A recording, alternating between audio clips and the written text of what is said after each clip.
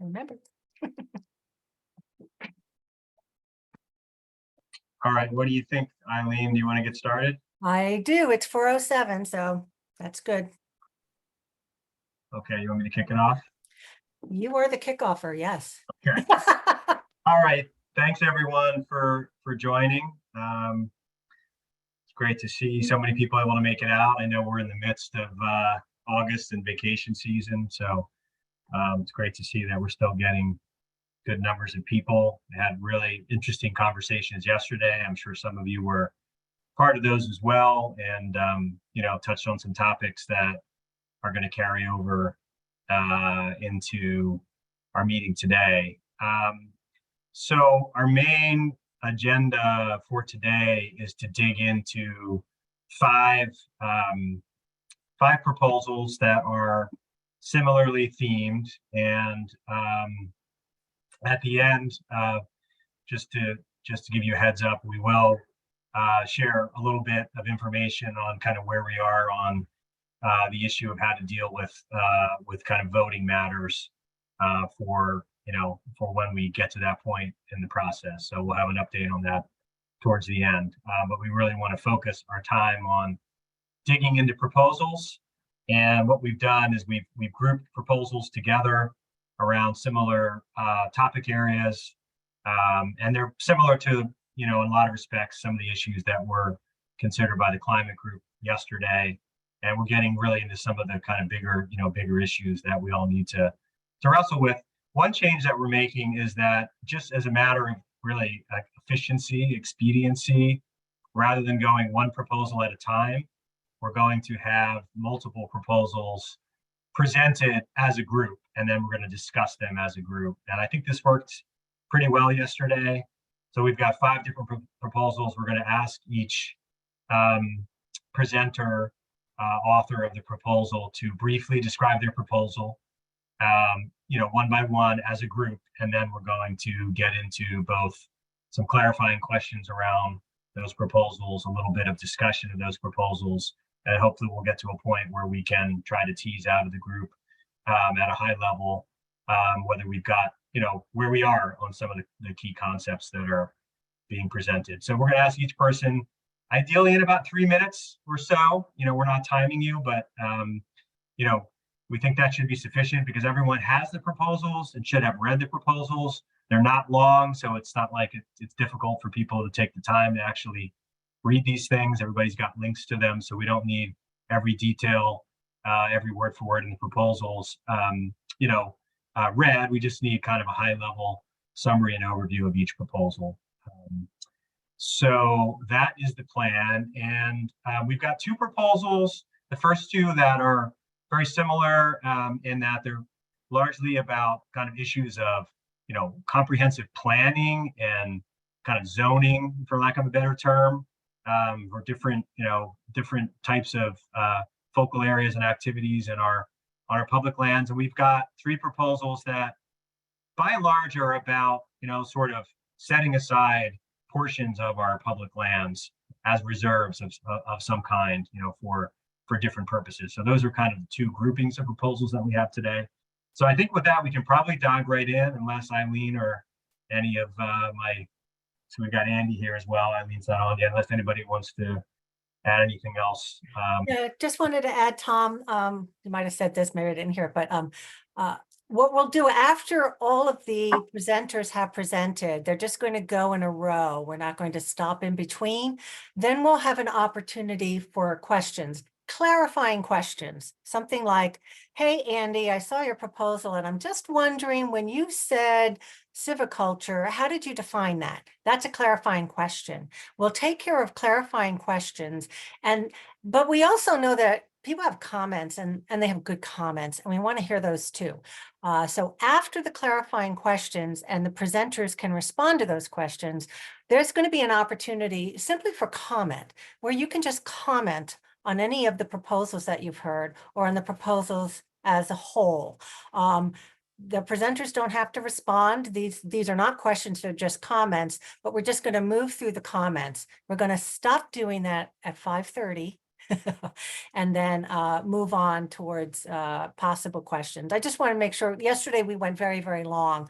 So we learned from yesterday's meeting that that we thought it might be, we might be able to maximize our time and discussions by formatting it that way. So I just want to make sure folks understand that there will be an opportunity to comment after clarifying questions. So when the time comes to raise your hand for a question, make sure it's a question.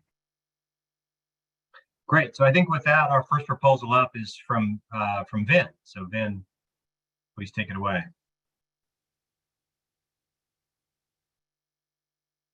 Do we need to unmute Vin? You should be able to unmute now. No? How about now? I just did it. I think I got it. You hear me? Yes. All right. My name is Ben Lang. I work for Pine Creek Forestry. I have experiences in forest research in Sri Lanka, worked as a consultant in Ecuador, and some past experiences in Colorado Forest Service. First, obviously, I'd like to thank the co-chairs for your tireless efforts. I'm sure that's not an easy position to be in, and I appreciate that. Also, would like to thank all the participants here for your time. I know we've all made sacrifices to be here and, you know, for to support our conservation beliefs.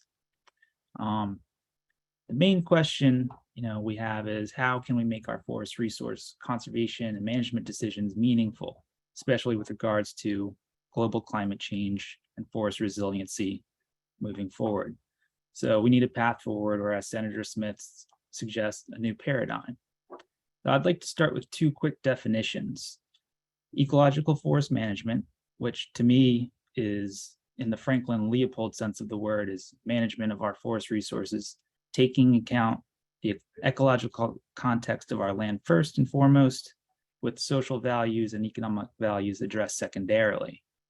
Second, passive conservation and management, a management strategy, which I would add emphasis added for the influence of human values on a resource in which no treatment is prescribed to achieve various forest resource and social values. So in my personal opinion, ecological forest management and passive conservation are not mutually exclusive or diametrically opposed, but rather supportive of each other and a requisite to achieve a higher level of conservation, especially on public lands. So to quickly summarize the proposal, I believe the legislature should consider an array of forest zones across New Jersey to meet the changing socio-ecological values and goals of our citizens through time. While 3 primary zones were given as an example in my proposal, I do think we should consider a couple other ones. I would propose, you know, climate resiliency zones, also sort of like adaptive planning / monitoring across all those zones. So for example, if we're in a passive zone, is this passive approach reaching our public goals and values, or is intervention required? Same goes for active management zones as well. Like if we're addressing wildfire as a value, are we making progress towards that goal or not? Also, there might be just surprises. So what new developments might we address at X point in time? So it is my belief that a coordinated effort among our conservation camps would benefit conservation efforts. Conservation doesn't have to be bipartisan, and collaborative engagement might include facilitating, you know, goals that we both have, like recreation, increased connectivity of biodiversity or habitat for wildlife, and generally addressing trade-offs and shortcomings among objectives. For example, protecting homes from wildfire while also facilitating stand replacing fires, or can we have a stand replacing fire, you know, say at the Franklin Parker Preserve without having the risk of loss of property and lives in Chatsworth? So in a nutshell, there's 2 tenets of forestry that I think the development policies and management practices that consider and sustain the integrity of ecosystems, as well as a broad array of structural and functional ecosystem services. So not just maximizing carbon for an arbitrary reason, rather we should seek like policies and like the spectrum of ecosystem services that perform well across a variety of environments. Second, we should choose policy and management approaches that will reduce future risks to forest resources, increase future management options under future uncertainty. So basically keeping options for the future generation. If we say we're no longer going to clear cut today, that could have drastic implications further down the road. Like if you put yourself in that box, you might not be able to address like southern pine beetle or other factors. And last, large-scale conservation cannot be achieved without sustainable, healthy societies based on the ecology of the land and human dignity for all people, locally and abroad.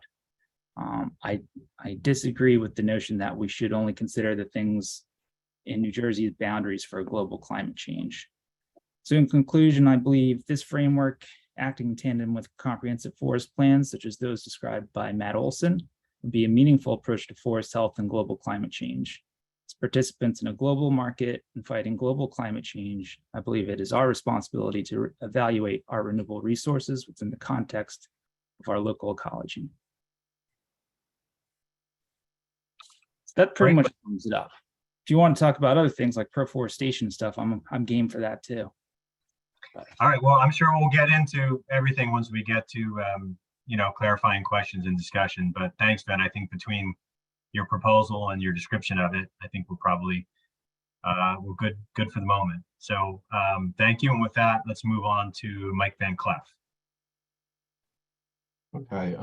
Wait, just 1 minute, Mike. Please, we're not taking questions after each presenter at the very end. Thank you. Someone had their hand up. Go ahead, Mike. Yeah, so I mean, I think there's definitely some similarities with Ben's, just the idea of categorizing lands, having goals that are characterized. I think I did mention sort of, other than the overarching stewardship goals, which I'm listing the types as old growth, proforestation.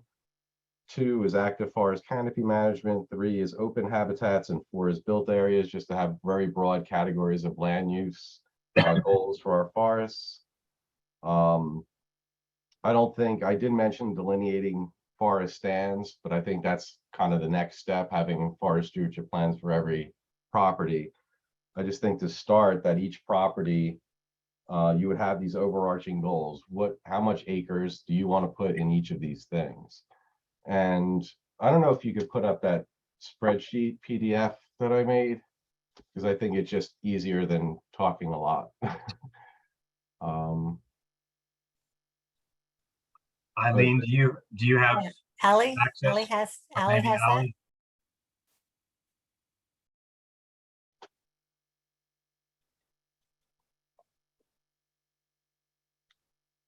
But the gist of it is looking at some of the key factors across physiographic regions with an eye towards the past land use, past ag, yes or no, and then a sort of assessment of what we have now and what we want.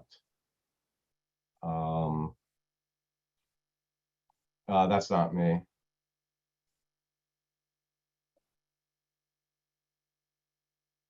It was a PDF of a spreadsheet.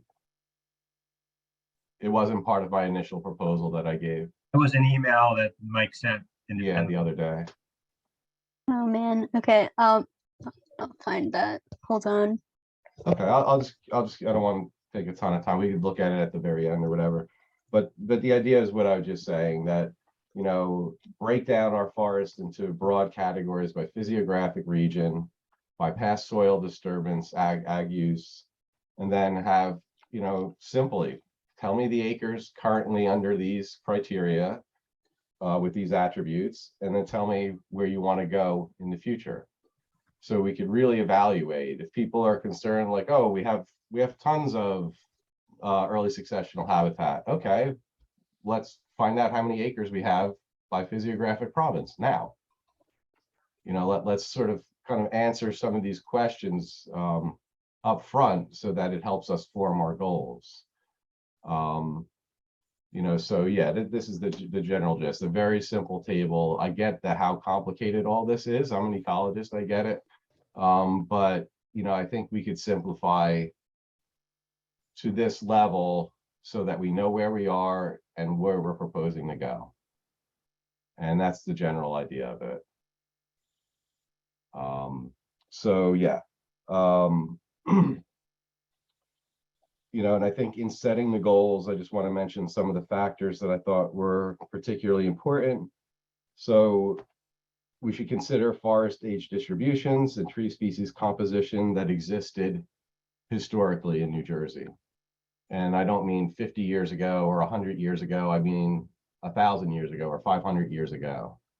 You know, that oak hickory forest that gets talked about so much is the context for the evolution of just about every plant and animal in New Jersey. And I think that's important to remember. Consider all elements of biodiversity, you know, trees, shrubs, wildflowers, etc. And I think, you know, that's where a lot of interaction could happen between foresters and ecologists and botanists. Consider, obviously, we have to consider the effects of overabundant deer and invasive species, their drivers, the role of prescribed burning as a key stewardship tool, and also the broad landscape context of surrounding lands. So if you have a park and you're going to propose to do, you have a certain condition now, you're proposing to change the condition to something else, it should make sense with the landscape context that you're in. And obviously it should be stratified by physiographic province, because the pinelands is a very different beast than other forests in northern New Jersey. That's all. Okay, great. Thank you, Mike. I'm sure we'll get into more issues there as we get to questions and discussion. Eileen, I don't have it in front of me. Who do you have? Who our next I presenter? have Doug. It's Doug Meckles next, and I just asked him to unmute. So Doug, you should be unmuted. Hi, thanks. First of all, I want to thank you for letting me present.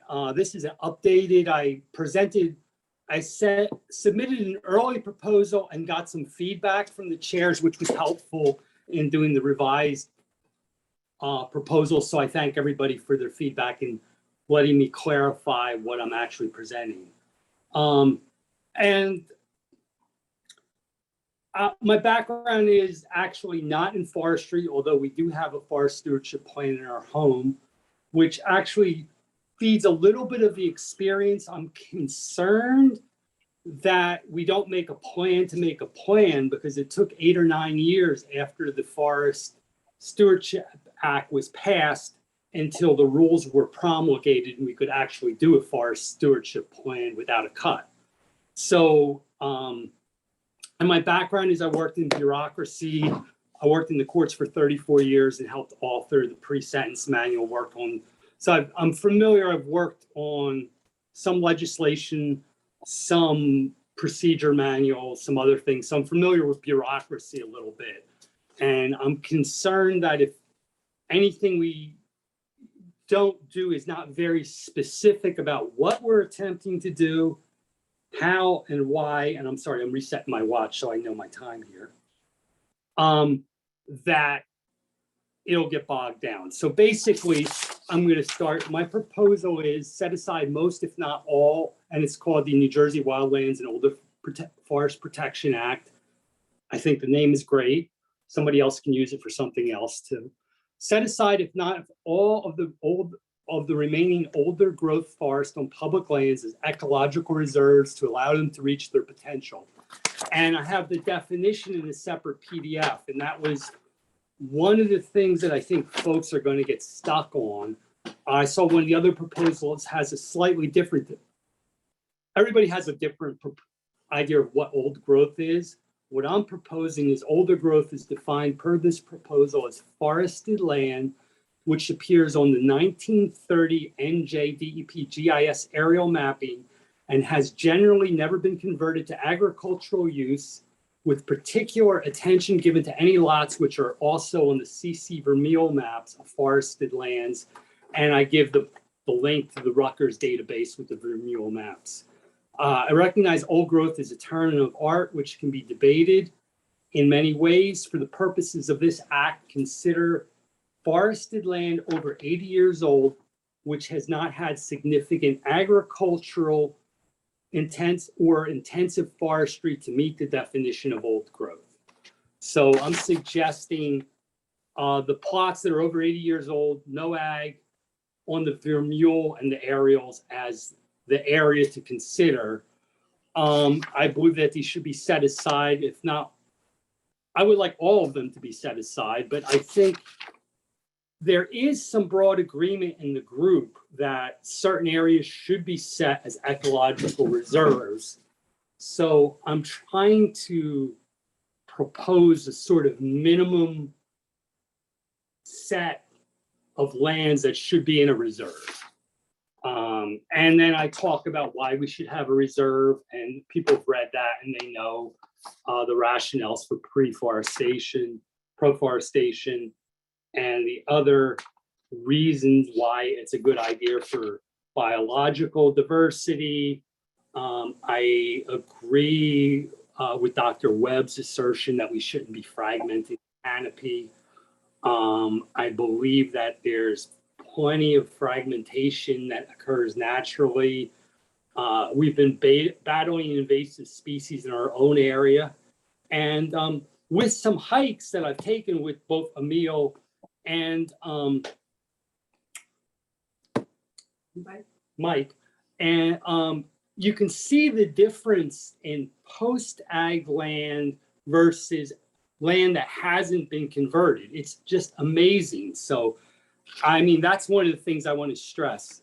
So basically what I'm suggesting is that we set aside a significant portion of these lands as a preserve for the benefit of the people in New Jersey. And the other part I'm suggesting, and there's some sites in there, is that we measure the carbon that's stored.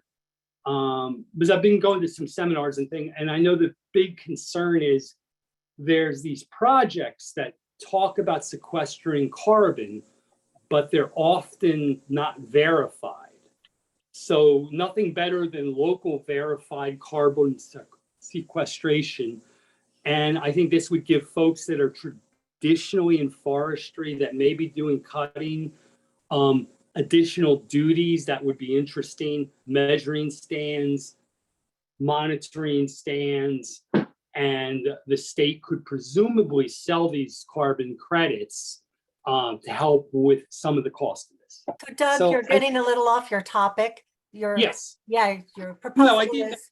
in here. The advantage of the approach is funds worth. So, so basically recommending that, and I recommend that we do it sooner rather than later. I did talk in here a little bit about cutting should be allowed if there's a problem tree, if there's trail maintenance, say there's a nature center.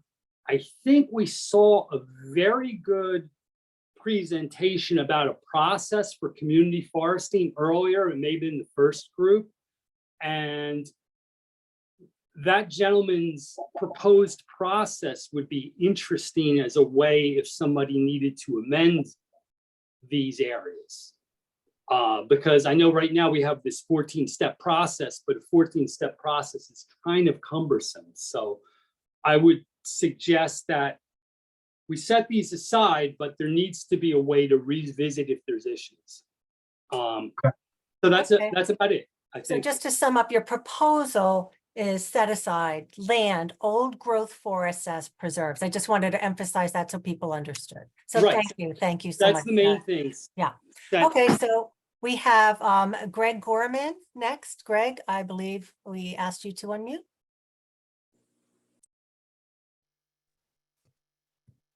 Okay, you hear me? Yes, we can hear you, Greg. Thanks. Okay, let me pop up. Thank you for this opportunity. Keep it short and sweet. To keep New Jersey forests resilient is important to preserve mature forest. Our suggestion is to have legislation allocate funds to review and analyze management plans to preserve mature forests. The cited references support the importance of mature forests for suppression of fires, carbon sequestration, carbon management, and resiliency. I had some comments that were submitted to me directly regarding the discussion of thinning. The response from the person that put this together said that the discussion is consistent with the infrastructure legislation, which included about $3.3 billion for wildfire risk reduction activities and wildland firefighters. Anyways, thank you. It's a relatively simple submission, basically to give funds, to manage mature forests. Greg, sorry, this is Tom. Could you just tell folks how you define mature forests, please? Well, we defined mature forests there in the basically those forests that contain trees with a certain circumference. 25 inches in circumference. So they're pretty large trees. The other aspect of mature forest is the canopy is basically to the degree where the trees are touching, i.e., there's no gaps. And that's basically, it's a standard definition. Okay, thank you. I'm not a forester. Does that sound like a sufficient definition for it? Well, I'm sure people will have comments on that, but I just wanted to just clarify how you were defining it for now. So Yes, thank you. okay, thank And you. it's in the proposal. You have that in the proposal. Yes, so I do. It's that's the good. first paragraph where she discusses that. Okay, great. Okay. So I think we're ready to go to Emil.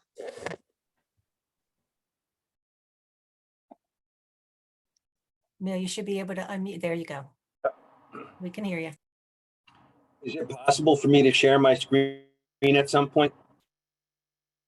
Nope, I don't think so. Let's see. Advanced.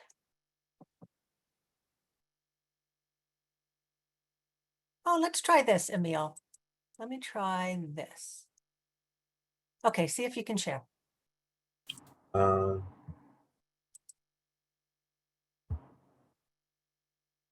think so. There you go. All righty. Yes, how's that? Can you see that? Yeah. Okay, great. So, well, I'm going to talk about that in a minute. So, some of what's in my proposal has already been stated. So basically, my proposal is to sort of reinvigorate the natural areas program to what it should have been for the last 30 years. There's been just a terrible decline in DEP in terms of paying attention to biodiversity in natural areas over the last 3 decades. Natural heritage priority sites were designated when the Green Acres program was ramped up about 40 years ago, and all sorts of areas on private land were designated as natural heritage priority sites. These were places that Green Acres was supposed to target for acquisition because of their exceptional biodiversity. And as those areas were acquired, as the natural areas program was defunded, they never got put into natural areas. And there are many of them, and they're scattered about the landscape. I could even show you on this map after if you want to. So part of my proposal is to reinvigorate the natural areas program. All the natural heritage priority sites that have been acquired over the decades that are on public land should be designated as natural areas as they were intended to be. Now, natural areas, things in the natural area system are not locked up with a key. There still can be adaptive management. It just has to go through the Natural Areas Council, so that if there's a need to do something, and if there's resources and staff and volunteers and whatnot, you can do those things. So anything that's a natural area just gets the highest possible level of protection. So So we need to, and plus we need to do surveys. We need to collect additional data in all the lands that have been acquired that have never been surveyed, because we keep turning up critical natural resources throughout the state on lands that have been acquired as public land. And again, all of that needs to be considered. One thing that could be used would be the Floristic Quality Index, which Leslie Sauer and others could talk about at great length in terms of determining the quality of a site. Michael Van Cleef and I did a study in the limestone belt of Sussex County that showed that the floristic quality was significantly higher on lands that were historically forested and were not post-agricultural forests.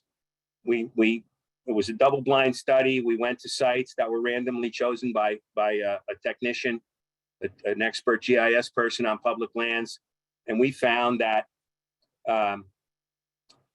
in all of the sites that we went to, the floristic quality was highest on sites that had never been former agriculture in previous, in the 16th, 17th, and 18th centuries. Now, I'm not saying they may never have been pastured. They may have been pastured or grazed, but clearly the soil had never been disrupted. And clearly the soil is key. Sites that are on intact soil contain our greatest natural resources in terms of biological diversity and rare, especially rare flora, and they need to be looked at differently. So, and the previous presenter already started talking about this. I believe it was Douglas. And this is just an example of those maps that he was talking about. If you look at your screen here, the pink background is public land. And you can see that there's a tremendous amount. So where you see, like right here, where you see, these are the Vermeule maps from the 1800s, where you see forest, and you see this green forest from the 1800s, and you see a little bit of a background behind it. That's public land that has been always forested. All of these regions, I believe, should be set aside immediately from any type of activity and given a special kind of a designation. They may be too small to be natural areas, but they should be areas that we should not be allowed to build roads, enter, touch, unless ground truthing shows that we're incorrect. So that's one example of another kind of a category. And just to give you an idea, I'm going to turn off the historic map. Just give me a moment here.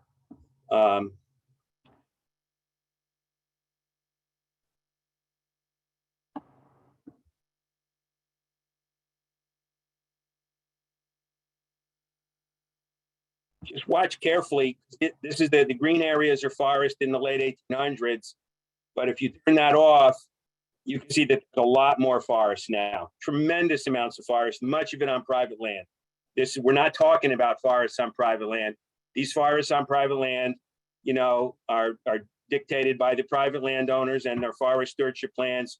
We're not talking about trying to bring any regulation to those lands right now.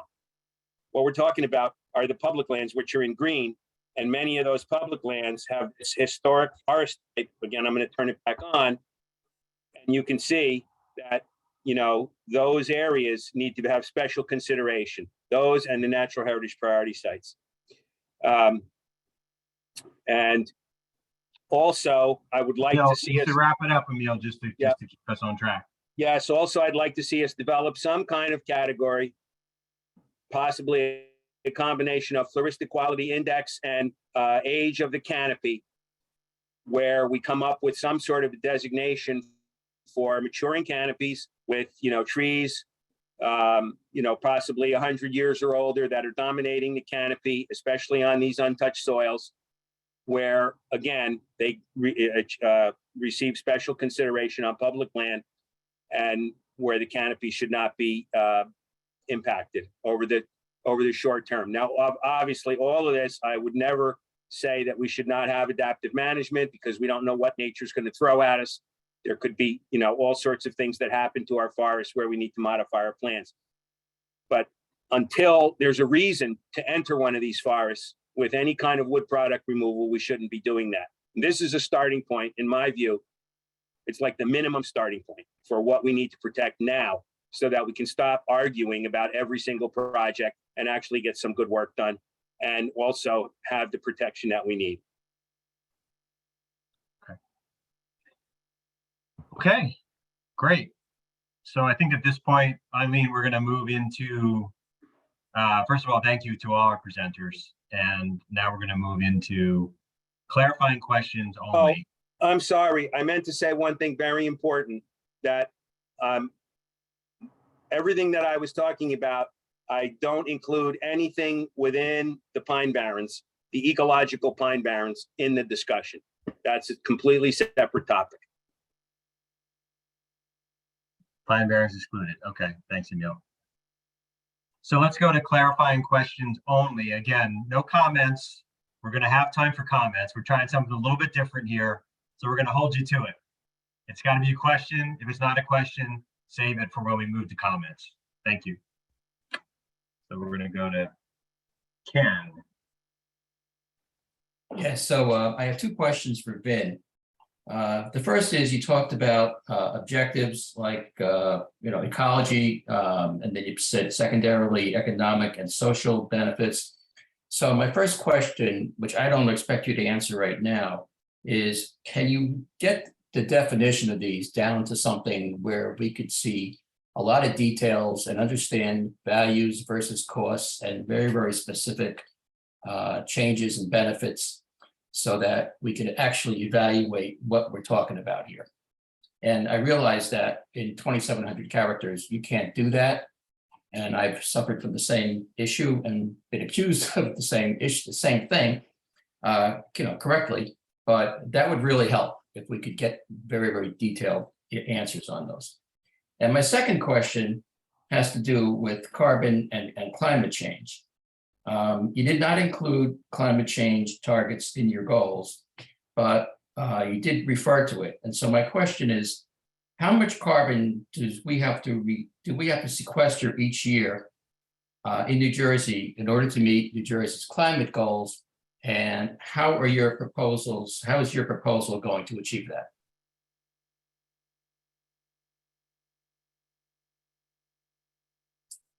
I guess. Did they need to be unmuted? Thanks, Ken. You're right.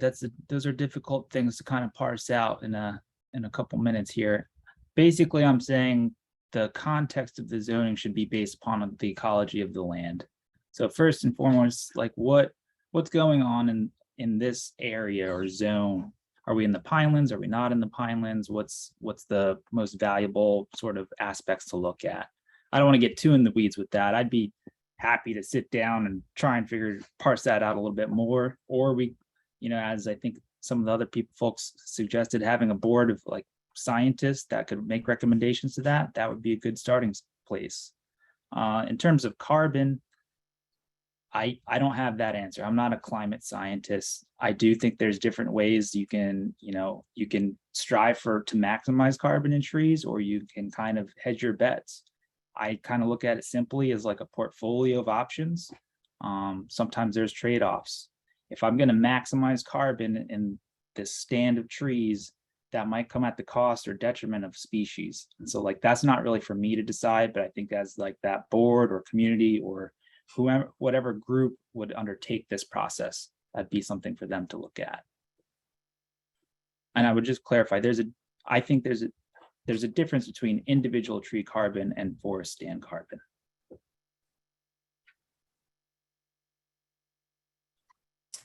Looks like Laura. Yes, I want to follow up with that you mentioned that some of the other proposals involve maximizing carbon for arbitrary reasons. And I just wondered, I felt like some of the proposals had fairly specific figures they were referring to about, state goals for carbon sequestration and et cetera. And I just wondered like what you felt was arbitrary about other proposals that were focusing more on carbon sequestration. Is that for Vin? That's for Vin, yes, I'm sorry. So the arbitrariness kind of comes from the science. So it's been suggested time and time again that pro-forestation would be the way to address carbon sequestration. But that's sort of loaded in the sense that growing an existing mature forest intact to its full ecological potential with secondary ecological values thought of secondarily is a completely different thing than trying to, manage the whole forest based upon like the different species, the different age classes, the different ecological context to mitigate against, changes in climate change. So there's a resilience factor. There's a spatial factor as to like, if we did that across the whole state of New Jersey, does that help global climate change? To a degree. I mean, nobody's really talked about how the FAO or the UN kind of came out and said like, carbon in the United States, fairly constant. Where we're really losing it, it's like South America. That's a completely different carbon dynamic when you lose carbon from trees in the tropical rainforest versus in a deciduous forest. So those things should be clarified or at least addressed. I think, we're global participants in a global market, and so we should take that into account. Okay, thank you. I see Elliot is next. Hey, Vin, how would you, there may be conflicts that arise in determining which land would fall into which zone and what the objectives might be for each zone. How would you arbitrate where those conflicts arise? Who would be who would make that final determination? So like I said, I think that's kind of up to there'd have to be some sort of scientific panel or somebody in charge of that would include like ecologists, pineland scientists, etc. And they would kind of discuss that balance. Like, I'm not a good person to talk about the percentage of like, we should have this much we should have 50% passive conservation, 40% active management, and 10% habitat management. Like I'm not your guy. So that would be more like what Jim Lyons was talking about, maybe like where there's some sort of panel that supersedes and oversees that sort of thing. I would just remind people that this work group did essentially reach consensus on the Jim Lyons proposal, which was sort of the high level that there should be a science-based planning process for our public lands with public input. So that was, and again, it didn't get into the details about what's the end product of that process, but that was sort of a proposal that was considered and deemed a consensus item. So there is sort of some synergy here. Okay, I see Leslie has a question next. Yeah, my question was, I guess I'll start with Michael, just because you've got a lot of questions, Vin, but it's really for both of you in terms of who and how these decisions are made. I get the idea of a scientific board and things like that. But with public participation, this seems to me to be a rather enormous process. And how do you propose getting those answers, Michael? And what's the time frame that it might take to get that?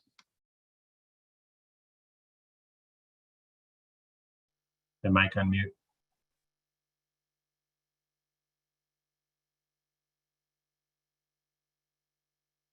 Okay. Yeah, I think, I like the idea of a panel, obviously, with multiple flavors of folks, stakeholders, knowledge bases. I think a lot of this has to be preceded by some very good GIS work, because I don't think you could start talking about where we're going until you know where we are. And, I think that's why, I'm proposing looking side by side of what we have and where we're going. And I think, I don't know. Obviously it could be whatever, mandated by an executive order from the governor or some time frame. I don't know. But there'll have to be, some work and some money spent to do a lot of GIS analysis first to give those scientists, stakeholder folks time. It probably makes sense. I don't know. This is a little out of my league, to be honest with you, but I would say let this group do its work, let it make a proposal, and then get the public feedback on it. Yeah, I think there has to be a fair amount of legwork, like even, you know, land use land cover data for New Jersey. I don't think it's been updated since 2015.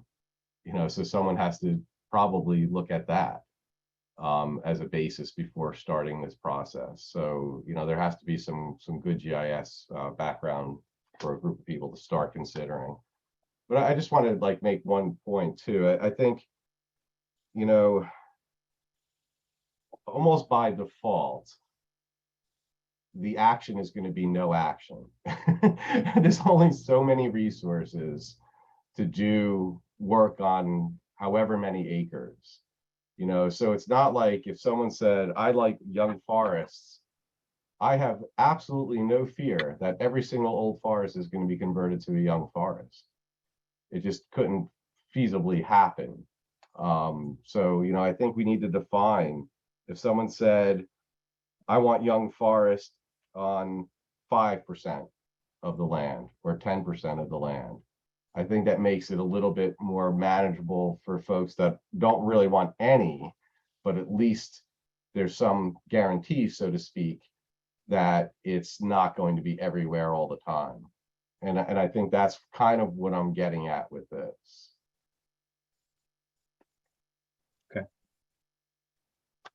Didn't want to respond? I might just add like an adaptive governance approach might be valuable. I think that's kind of what the Northwest Forest Action or Forest Plan was based upon. And I think they've had success doing that in like the Yellowstone Park. And that just kind of incorporates more of the public opinion, but it also has, you know, like valid scientists working on the case, as well as conservation managers, plan writers, et cetera. So that might be just a good basis for inclusion and to kind of get at like the common interest. But I agree with what Mike was saying. It depends on how we would have to go through this process first, and then I don't see it being as a huge hurdle, because a lot of the, you know, the physiographic gradients and changes in the land don't change. We already have like a basis for a lot of natural areas. We have areas that we could kind of prioritize. It's like, hey, you know what? We want stand replacing fires in, you know, Franklin Parker Preserve. That means we need to protect Chatsworth. So that might be like a targeted area or something, you know, just there's ways to kind of look at an area and kind of get moving, get boots on the ground. Okay. I see Mary Ellen Shaw is next. Hi, I think I have questions for all of the presenters, but I think they're short. Vin, the first question I had, since you do mention about the fires, have you given any consideration to asking for increased penalties for arson? Our biggest fire down in South Jersey was caused by people. Wasn't caused by lightning strike or things like that. The arson penalties seem to be kind of minimal. And I was just wondering if anybody was considering that aspect. I didn't consider that. I mean, from my perspective, I've got to word this correctly. I think we need more fires on the landscape in certain areas. So finding a meaningful way and a healthy way to reintroduce those fires is important to me. In terms of arson, like, I don't agree with that. I didn't give that thought, but yeah, I guess that's all I can really say. Mike or anyone else want to address the arson and enforcement issue?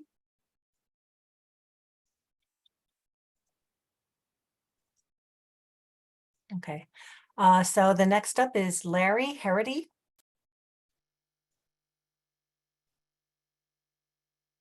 Thank you. This is a question for Emil and perhaps Doug. You know, we all mentioned about 1 million acres of public forest. Emil, do you have an estimate of how many acres are on that 1880s map that still exists? You know, it's only been digitized for part of the state north of sort of near somewhere a little bit north of Hopewell, I think. So that number could easily be obtained, but I don't know. I mean, you know, it's significant. It's a lot of acres. A lot, you know, just by looking at it casually, it looks like we've managed to acquire, you know, somewhere, you know, between 40 and 60% of it as public land, and, you know, roughly half, and the other half is still in private ownership. You know, I just, but I don't know. It's a lot. It's definitely a lot. I mean, we could take a quick look at, if I could share my screen again, you know, you can get a pictorial view. I don't know if I'm able to share Yeah. right now. You can share right now, Emil. Okay, let me try.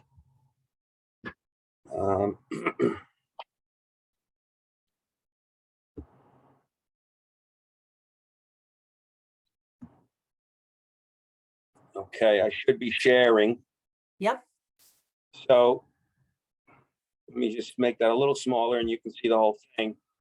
So, you know, you can see it's only been done for sort of, you know, the northern 2/3 of Hunter and Somerset and a little bit of Middlesex County going north.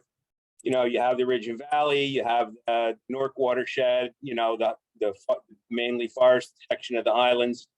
When you zoom in, you know, you can see it's very fine grained. So there's a lot of forest in there, but when you overlay public lands, which I think I can do with the push of a button here. Give me a moment. So you can see that, you know, again, it's, you know, it's going to come out somewhere 40 to 60% has been acquired, but there's a lot that's not been acquired. Those are still in private ownership. And then you can also look at natural heritage priority sites really quickly. So, and the thing that's interesting about natural heritage priority sites is when these natural heritage priority sites were designated, none of them were on public land. That was the point, was to acquire them. So many have not been acquired. Let me put public land back on top of them real quick. Turn it off, turn it on again. So some of the natural heritage priority sites have been acquired here, some parts of this one, others, but many of them, you know, not been acquired yet. But the interesting thing is that when the natural heritage priority sites were designated, none were on public land because the inventories were never done. In other words, the idea was, what haven't we preserved yet? What are the most important critical habitat sites for both plants and animals that we need to preserve? But nobody ever, you know, bothered to map natural heritage priority sites that were on already existing public land. And that's what we lack. What we lack is we don't know what we already have. We never taken the time to investigate very strongly what we actually have on public lands that were already acquired. You know, that vast amount of public land that we had sort of pre-1980 or 1985, which, you know, and so that's where conflicts arise. So I think there's a way to tease all this out. We need to do lots of work. We need to do surveys, and then we can come up with, and like Mike Van Clef just said, obviously all of our forest is not going to get logged in 10 or 15 years. Very little of it's going to get logged. But I think we need to know, while we're figuring out what to do over the long term, we need to know right away the places that are sacrosanct, so that we don't have to spend all of our time fighting and arguing. That's Hey, Emil, I think you addressed the question. Now going back to your proposal, which is a good proposal, but I want to, there's a lot of hands up. So Sorry. thank you. I think you did answer the question. So thank you for that. And I'm going to move to Andy Bennett for the next question. Okay, so I think this question is for Doug mostly, but also Emil.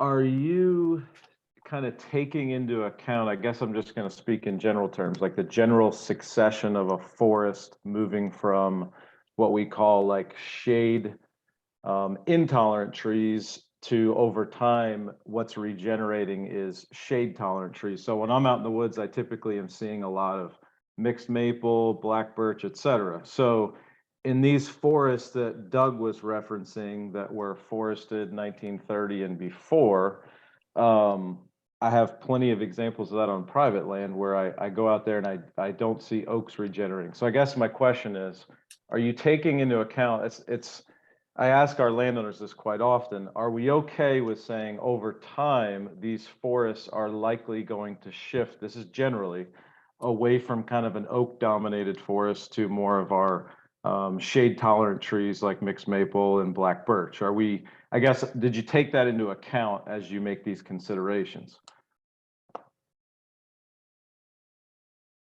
I mean, can I answer that first? Go for it, Emil. Or Doug. Oh, it was me. Oh, sorry. I thought it was Doug. So the way I look at it is, if we don't solve the deer problem, none of it's going to matter. Because, for example, we have a preserve in Tewksbury where we fenced the forest gap and it's coming up in oak trees. You know, so if forest gaps were allowed to come up in native species, large forest gaps from blowdowns and that sort of thing, as forests mature, you'd have a complement of oak and the more sun-loving species. Obviously, some sun-loving species aren't going to do as well anymore, like American chestnut and ash, because of these problems and diseases. But the fundamental reason that we're not getting a diversity of regeneration in our forests is the deer. And, you know, Jay Kelly's research has proven that.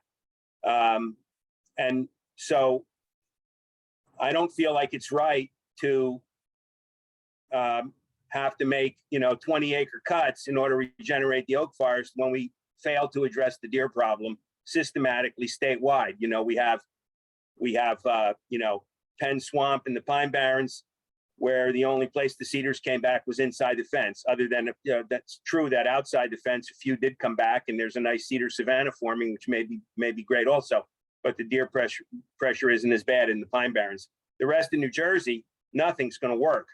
I mean, we're going to say we want a certain trajectory. We're going to hope for a certain trajectory, and the deer are going to mess us up every time. And in terms of the shrubs, the herbaceous plants, and even many of the tree species. So, like even the Magnolia Road cut, even the Magnolia Road project, which I fully support in the Pine Barrens, the oaks are not coming back.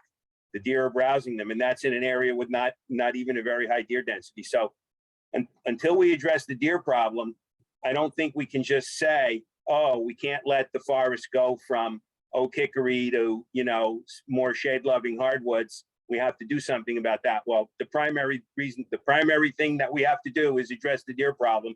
And if we don't address the deer problem, none of this matters. Okay, thanks. Thanks, Emil. I see Don Donnelly has a question next. Oh, wait, Doug, did you want to respond or wait? Yeah, I was going to agree with Emil, but one of the things I put in my proposal, I said, when we're in a hole, stop digging. And I think that further fragmentation is problematic no matter what. There may be a beloved noble goal to go for one species, but what happens is invasives move in. So I don't think, yeah. So I basically agree with Emil, and I would say that stop the bleeding, basically. So, okay. Okay, thank you. So moving on, Don Donnelly, you're up next. I had a clarifying question for Greg and for Emil. So I'll start with Greg. Just to be sure I heard you correct, you mentioned in your definition of mature forest that it would pertain to trees greater than 25 inches in circumference. Is that right, Greg? Yes, it is. Okay, so I think if I did my math right, that's about an 8-inch diameter tree, right? I didn't do the calculation, but that sounds about right. Okay, so you're defining a mature forest by 8-inch diameter trees. Right. Okay. Moving on to Emil's. Emil, the designation that you want to use, the Natural Lands Council would have control over the the management on those properties. Is that correct? The natural area, the natural areas and natural heritage priority sites, I believe that the Natural Areas Council should have control over. But that doesn't mean that everything has to be put into that category. Other kinds of, carbon reserves, there could be maybe even another kind of a committee to deal with that, to deal with the adaptive management on those sites. Okay. But certainly the things that have the, highest levels of, biodiversity and rare species, I feel as though the Natural Areas Council should be invigorated and the natural heritage priority sites should be made into natural areas. But again, those areas, we've had many instances where management has occurred in those areas. Just to understand how you said the areas of highest biodiversity value, but earlier, if I remember right in your conversation of the proposal, you said we really don't have inventories of these places. So are you saying that before it would get put into one pot or the other, we'd have to have an inventory on what's about 500,000 acres from what you and Larry were discussing as possibly the amount of land we're yeah, talking I mean, we desperately need some level of inventory on a vast amount of our public lands. I firmly believe that. Yeah, I know it's a tremendously expensive topic. The New Jersey Natural Lands Trust has been spending a lot of natural resource damage money and other things to a pipeline mitigation money to do inventories on their properties. We have to come up with ways to fund inventories, because how can we justify doing things when we don't know what we have? We have to come up with a way to do it. Okay. Thanks, It's Emil. part of the public trust. Yeah, yes, thank you. And thank you, Don. I think, Nicholas, you're up next. And I know you had trouble with your microphone yesterday. So let's see if it works today.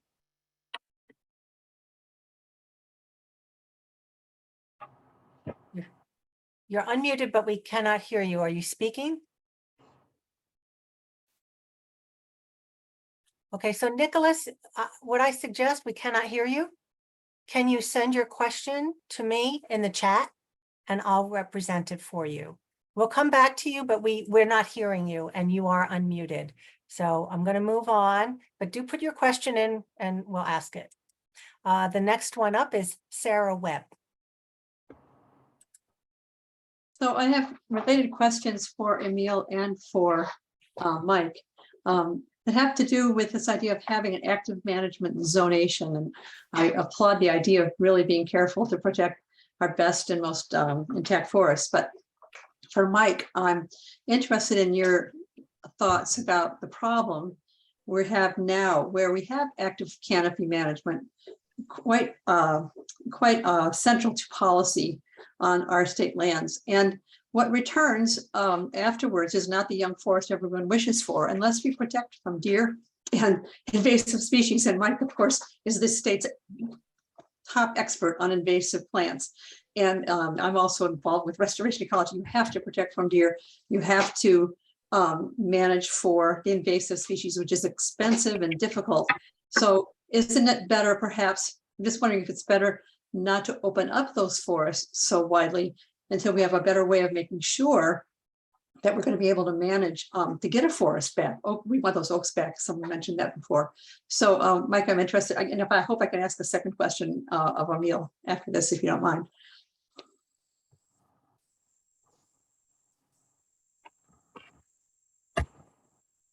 Is Mike unmuted? Michael? There you go. Yeah, I mean, I can't say I've seen every cut ever, but the ones I saw in Sparta recently, there was massive tree regeneration in some of the older ones. I think you get, when you have a certain size of a cut, and they started in places that didn't have a lot of invasives to start with. And that's a whole, I think that's sort of a deeper discussion. I mean, it has to happen, but I think there's, it's clear that trees can regenerate under certain circumstances. And, it really does depend on where you do things. and how you do things. And, you know, I've seen plenty of gaps in older forests that come up stinking of invasives that were never really there before. That happens quite a bit, especially on the Piedmont. So yeah, there has to be a lot of care taken. And I think if there's going to be, you know, active forest management at the level where you say, you know, timber is sold in order to pay for the process to happen, because that's what's been happening. You know, you have to consider pre-treatment where necessary and post-treatment when necessary as well. So I think there's a responsibility there. And I think a lot of these things are not necessarily mutually exclusive. You know, when you have massive quantities of your forest at 95% canopy level, canopy cover, there are a number of rare plants that aren't particularly happy at that. And if you thinned it to 80% or 75%, I think that's the max, that's the optimum for ginseng, I believe, is about 75% canopy cover. So I think when you really get into the weeds of all this, I think it's not black and white. But yeah, if you're doing any kind of canopy removal and not thinking about invasive species, you're probably about to make a mistake. Thank you. And if I may ask another question, and this is for Emil. This is another question for the concept of having these different zones as opposed to keeping our forest canopy closed. So you suggest better protections for the places that are on non-agricultural soils and designated areas and older trees. And one of the questions that comes to mind is, what do we do about those younger forests that are natural on disturbed soil? They're also sequestering carbon. They're part of a forested matrix that once they're cleared, become problematic to forest dynamics ecologically, and they prevent the edge effect problems. So what do we do with that category, where other people's proposals today also suggest having categories of lands that we do allow logging? And that's what's going on right now, although quite extensively. And unlike Mike, when I look at what's happened on Sparta Mountain, I see very little tree regeneration. And I believe we all recognize it's quite harmful ecologically across all those forests, whether they're really old or not. So maybe, Emil, maybe you can comment on that. I want to make sure I'm addressing the correct category. Are you talking about forests that are already, say, of low floristic quality, sort of, you know, older maturing forests that are on the post-agricultural soil? Is that the category you want me to talk about? Oh, yes, I can see Sarah's nodding yes. So I think that those are the areas that we should be learning how to restore, right? I believe that those areas, we should be learning how to deal with them, how to treat them so that we can increase the floristic quality and through whatever techniques are necessary. Now, and once we learn a method that works, those should be the targets for most of our work. And it might involve, you know, it might involve removal of product at some point, or it might not. It might just involve, you know, removal of invasives, perhaps treating the soils. We're not experimenting. We're not learning how to restore those sites. Those sites that are on post-ag soils, you know, some of them have been ruined by oh, for Pete's sake, the emerald ash borer, and now we have lots of dead ash trees with, you know, nothing but alien weeds underneath. The ones that grew up 40 or 50 years ago, they have nice canopies. Mike and I saw many of these forests, nice canopies of, you know, they came up as old field junipers, and then they succeeded into ash and dogwood and maple and oak, and they have wonderful canopies, but they have nothing but weeds in the understory. Those are the areas that we need to learn how to work in, so that when we do something in them, it actually works. Because right now, whenever we go into those, Mike and I went to a ton of places that had been private land. They had had some trees taken out. Then they've been acquired by Green Acres. And you they only plants that were coming up in those places were invasive plants. They they would have never qualified to have met their forest stewardship plans or forest management plans because the trees were taken out and then no follow-up was done. And then the whole sites were degraded by invasive species. So those are the areas we need to learn how to restore and do good work in. And I believe we can all work together on that. Okay, thanks, Emil. I think you addressed the question. We have 15 minutes to get to our 5:30. We're still on clarifying questions, but I think people want to ask them. What I am going to do is call on folks who haven't asked a question yet first, and then if you have a second question and your hand is up, then we'll get to you then. So I see Sandra Chen as next in line. Thank you. I'll address my question to Vin, but it's a question that probably could be addressed to several presenters today and several of the presenters yesterday. Vin, when you were talking about forest zones, you seem to be addressing DEP managed public lands, but maybe up to a third of the public lands in the state are under other kinds of management. They're under state or local governments, some state institutions, some schools. There's a variety of management scenarios here. And I'm wondering, did you deliberately exclude these others, or was it just inadvertent that you focused on DEP managed lands?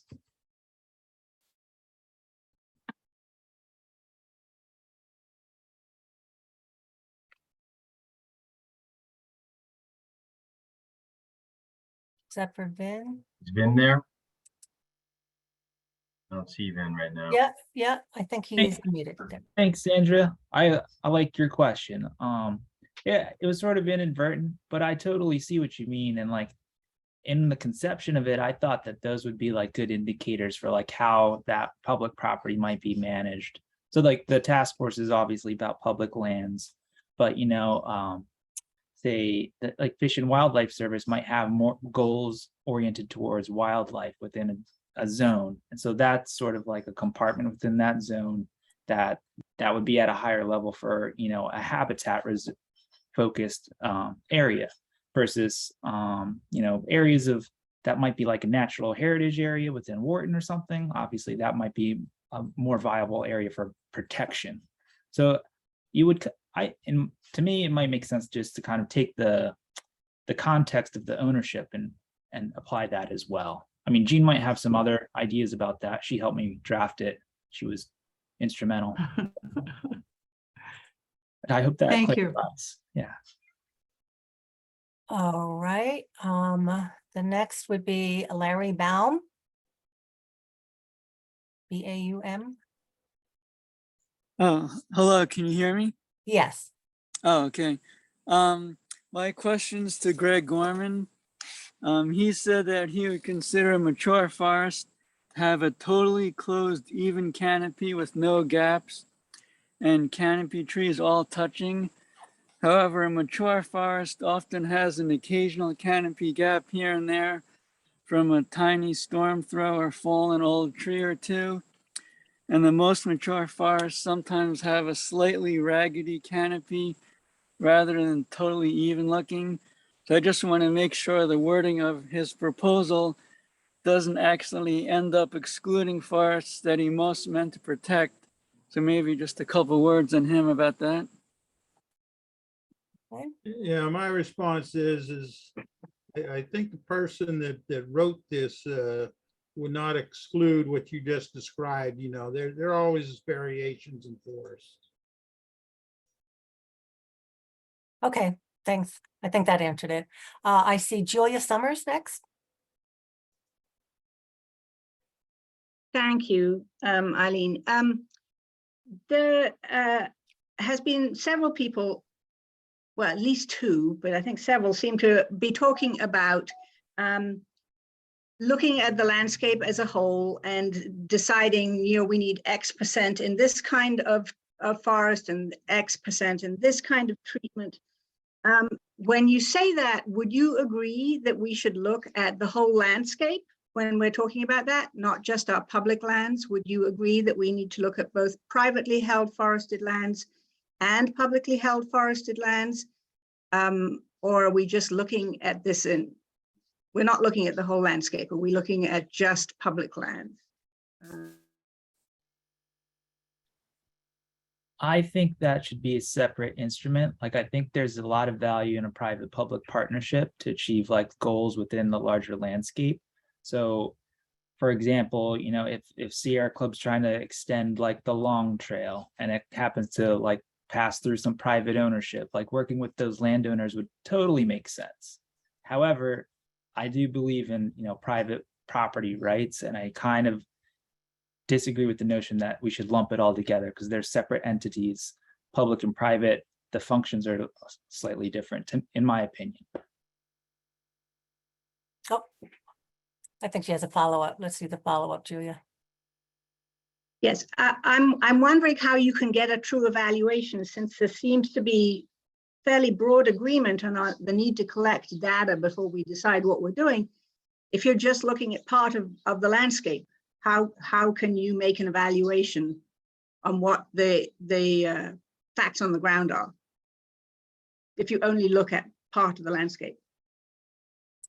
Yeah, I mean, that's one perspective. I think there's a lot of stuff out there already. You know, a lot of these forests have had several inventories by the Forest Service.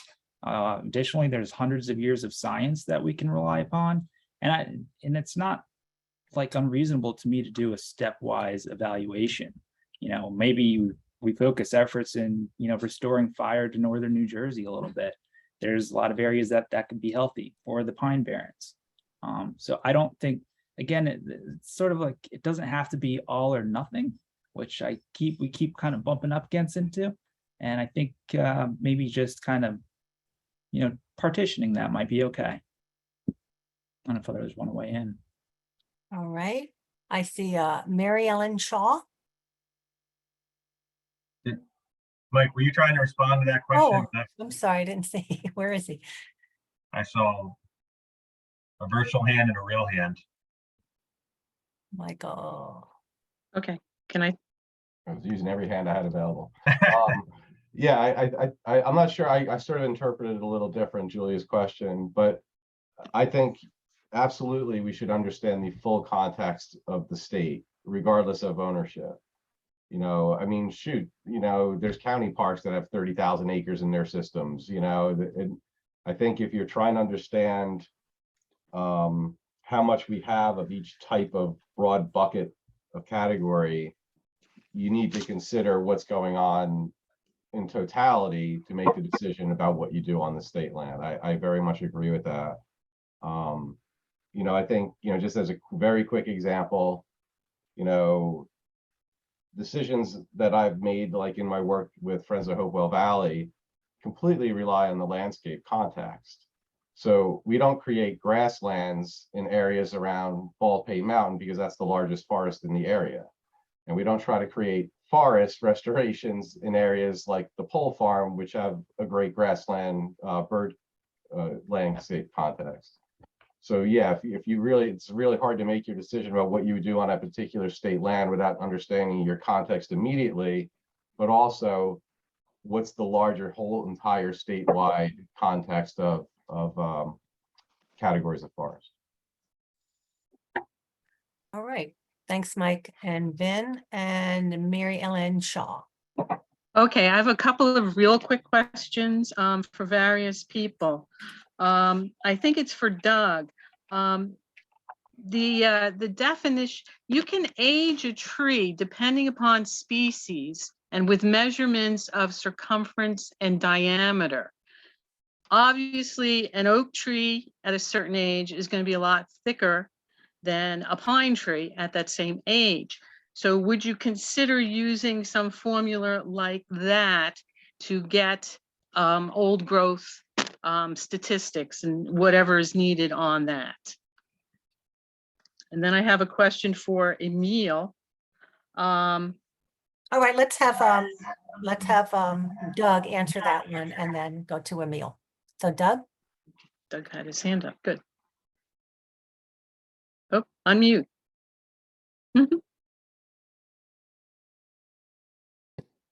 Doug, you're Uh, muted. Mhm. Okay, am I going now or? not? Yes, you are. Go ahead. Okay.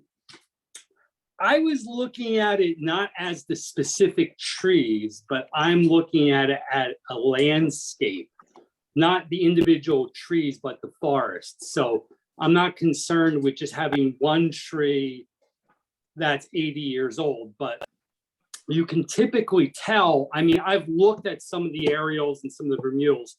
When you look from spot to spot, you can see that. So that's why I was suggesting that. And the other thing is some people think you should stop at 60. Emil's going 100. I had just picked 80 as a sort of in-between number of what seems to be a reasonable age to start with. But the soils are really key, the undisturbed ecosystem, because there can be places that have older, larger trees that have been disturbed, but they wouldn't be included in that if they're not on those original landscapes. So Okay. I don't know. I think does that clarify the selection criteria? Yes. Yeah, so Mary Ellen, and your question to Emil, and then I think we only have time for another one question, but we'll see how that goes. Tom. Okay, for Emil, when the forest specific areas to be protected, are you also including areas of forest with the 500 contiguous acres that is often mentioned as protecting woodland species of birds?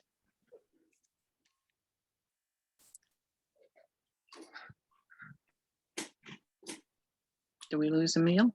Yeah. Okay, thank you.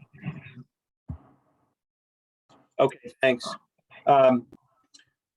So, yeah, I am including areas with core forest. I'm sure there's a very high correlation between areas with core forest habitat. You know, the Highlands Council mapped all those areas, you know, quite carefully when they put together the Highlands Regional Master Plan. They designated core forest areas at the bequest of many of the nonprofits. So I'm including those areas. They would tend to be the areas, you know, any place where you have 500 contiguous acres of forest or where you have significant core forest habitat, they're going to tend to be the areas that were never agriculture. They're going to tend to be the areas that have much older canopies. And they may, you know, there may be patches within them that don't have older canopies because they may have been experienced some forestry activities, you know, in the early part of the 1900s or something like that. But for the most part, you know, whenever you have core forest, it's going to hit a lot of those other categories. It's going to, you know, probably be, you know, filled with biodiversity. It's going to have, you know, older, more mature trees. It's going to have intact soils. And certainly the Highlands core forest areas should be, you know, one of those kind of areas. Okay, thanks, Emil. We'll take Margaret Wood and then Tom. I'm not sure if you want to segue into the next session but we'll take Margaret Wood. There's still a couple more hands up, but. Okay, I have a question about invasives like the Norway maple. I like the idea of preserving mature forests, but what if there's an invasive in there, like Norway maple? Should that be removed? And I'd like answers from Michael Van Cleef and those who promote the preservation of mature forests. Thank you.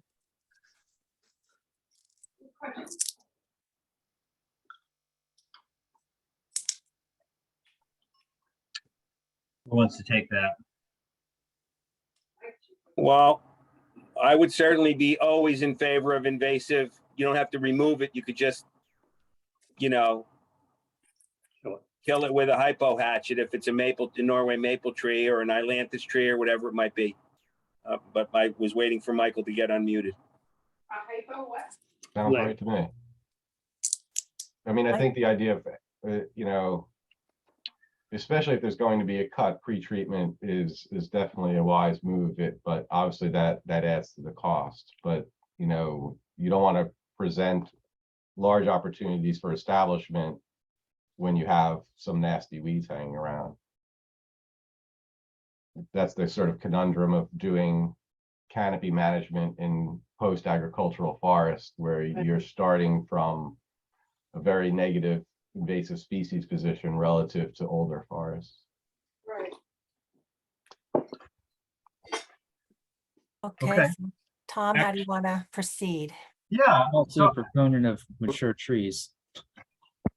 I mean, I think that's fine to address invasive trees that are above 25 inches. I just kind of would clarify, you know, old growth to me is a structural and functional thing as well. And I'm all for the preservation of, you know, legacy trees and stuff like that. It's just the terminology to me is a distinction. I'm not against mature trees. Sorry to interrupt. No So, problem. am I unmuted now? You are. Okay. Yeah, my proposal also said that you could manage for invasives. So that's what I think everybody agrees with. If they're saying preserving a certain thing, if there's invasives in there or if they're problem trees, they would be just taken down. And I guess later I have a question for Emil. Oh, well, you know what? Hang on. Doug. Are we still doing questions, Tom? Or I think we because should. there are a couple people who didn't ask a question or didn't speak yet, so I would take them first. Yeah, I think in the interest of time, I think we should try to move to a little bit of taking the temperature of the group. We can, of course, people, you know who the proposal authors are, and you should be able to know how to reach those people, because I believe we do have a listing of every member of the task force and their email address, unless they didn't want to provide their email address. So I would encourage people, if you still have questions about proposals that didn't get answered, to reach out directly to the proposal authors. But I think we should try to shift a little bit and try to get take a temperature of the group on some of these issues. And I think what we wanted to try to do is, rather than going proposal by proposal, is start at the conceptual level, because there are some key concepts that are common to these proposals, and maybe see where we are on the concepts first, and then, you know, if we think we've got an item that maybe with a little more work, you know, we could get to consensus, we can do that work. But first, you know, kind of take the temperature at the 1,000-foot level. So I think, like, the first concept, if we take the latter three proposals, and I'll make an attempt to summarize those three at the conceptual level, and people can, the authors can tell me whether, you know, this is fair or not. But I think the concept there is that the state should set aside mature forests, which have been defined in different ways,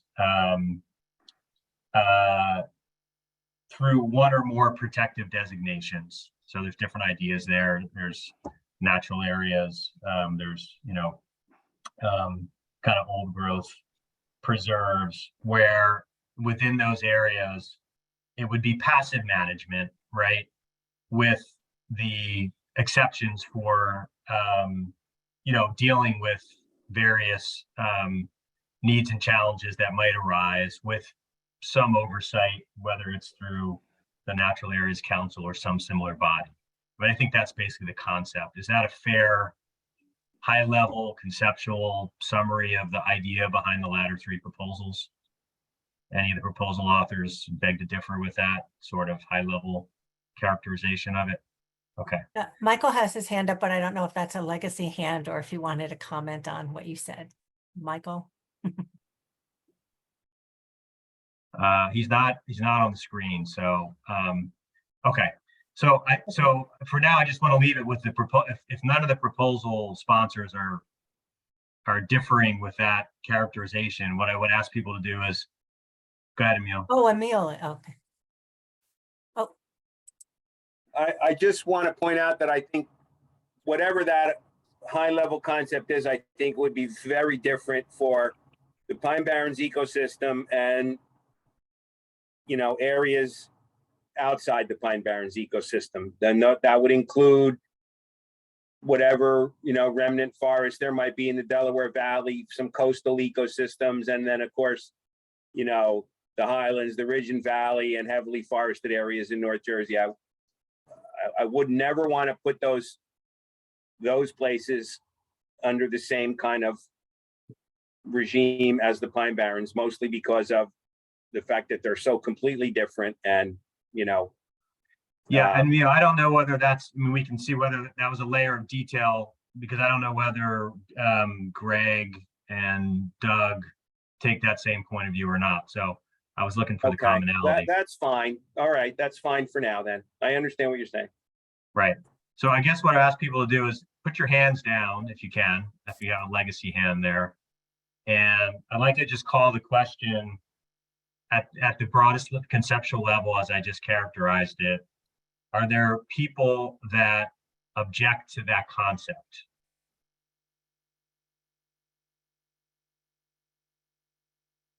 Okay. All right, so go ahead, let's hear from Ken. Can you describe your objection?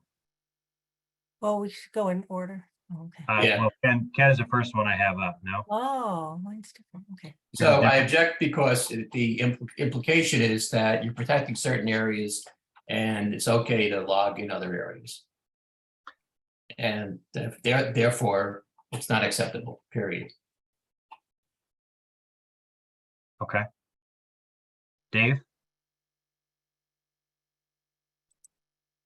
Yeah, I guess my objection would probably be 180 degrees from Ken's, and that is I'm concerned with, in light of the tremendous amount of variability and uncertainty of not having the ability. I think if we tie any specific sites up and lock them up, that we are taking away our ability to adaptively manage in the face of a high degree of uncertainty. And so I'm very concerned about taking specific sites if we don't also build in some capacity for adaptive management of changing over time.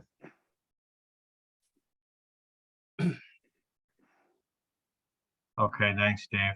Let's go to Miriam.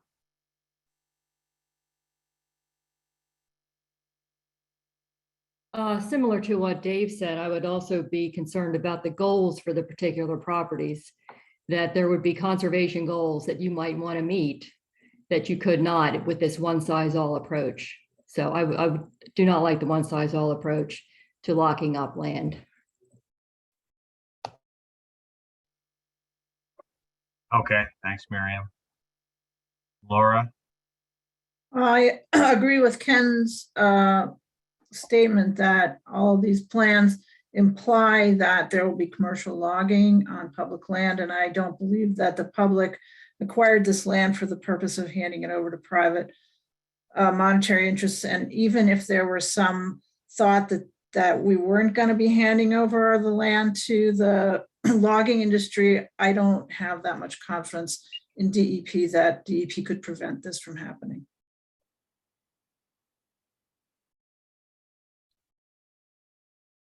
Okay. Nicholas?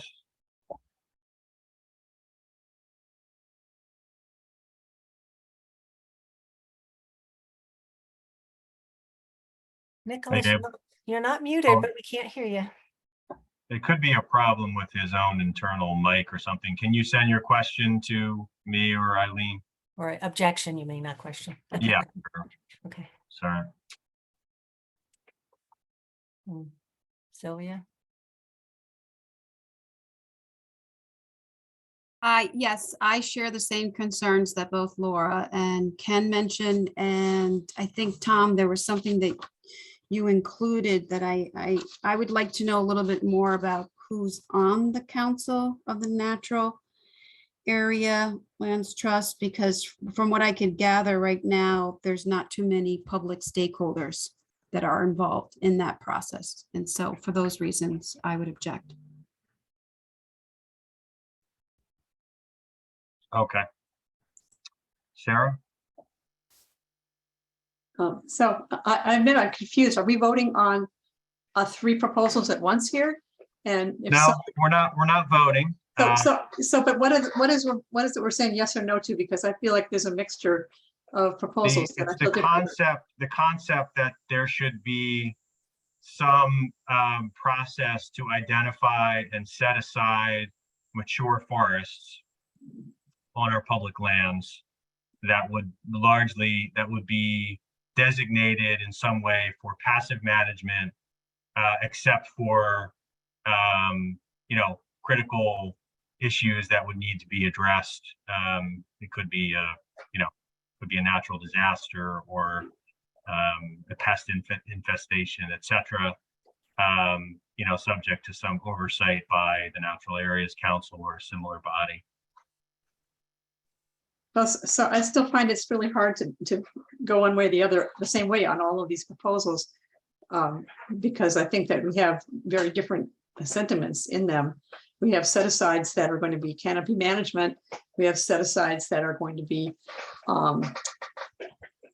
set-asides that are going to be just the best and most intact forest, and others. And I think I would support that to some extent. And then we have set-asides so that we have distinct and probably extensive lands and canopy clearance, which I would not accept. So I'm not quite sure how to go with this. That's why we're trying to start at the conceptual level and not, we're not tied right now to the details of each individual proposal, but the common thread, the concept there, it's really not that complicated, right? It's like, do people support the concept of an expanded system of reserves on our public lands? And quite simply put, I mean, to me, that's what it is. Well, so, for that I would vote yes, but if it were in a system as described today, where the set-asides were very, maybe half of our forests or even less, as implied for Vin's proposal, I would not support that. And I would really rather see all of them protected. So I guess I'm not helping much, because I can see. So for you, Sarah, the extent of how much is set aside would matter. Yes, very much. And how they're chosen, not for their timber value, but for their ecological value, for example. Yeah. I think everybody's commonly focused on setting aside mature forests. That's a common thread to the ideas. To set aside most, if not all, of the mature forests in a system of reserves. I mean, that's the idea on the table. I don't think that's in Vin's proposal, but I think you're right that that's the purpose. No, we're not talking about Vin's. I'm sorry if there's confusion.